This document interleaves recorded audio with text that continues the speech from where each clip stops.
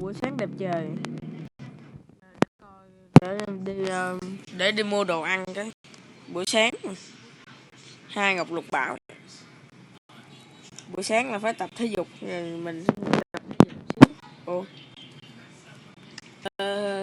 rồi không đi xuống dưới.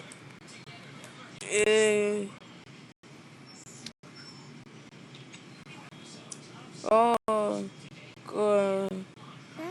cô bán thịt, bán cho tôi một miếng thịt cô. Ok.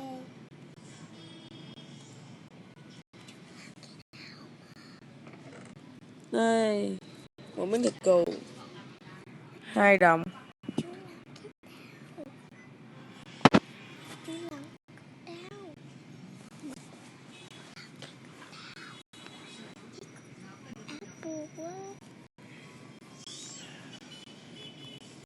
Ha nãy mới nhớ giờ phải đi may tại nãy hết Ngọc Lục Bảo rồi, khổ ghê.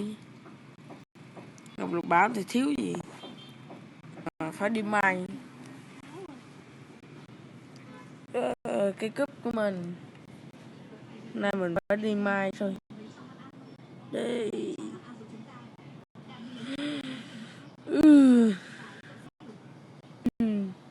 đi mai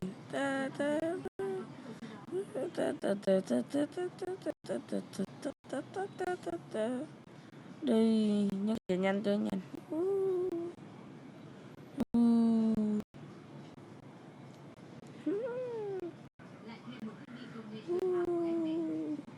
Ồ tới hang rồi.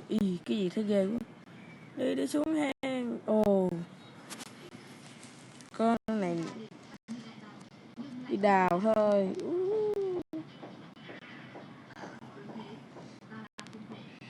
Ồ tiếng gì thế ghê vậy. Đi đào thôi.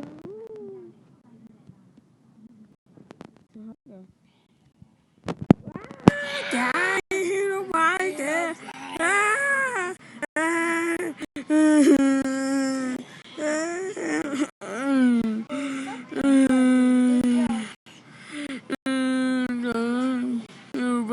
Cô bán thịt đó, cô bán thịt. Cô bán thịt sao cô chạy. Cô bán thịt.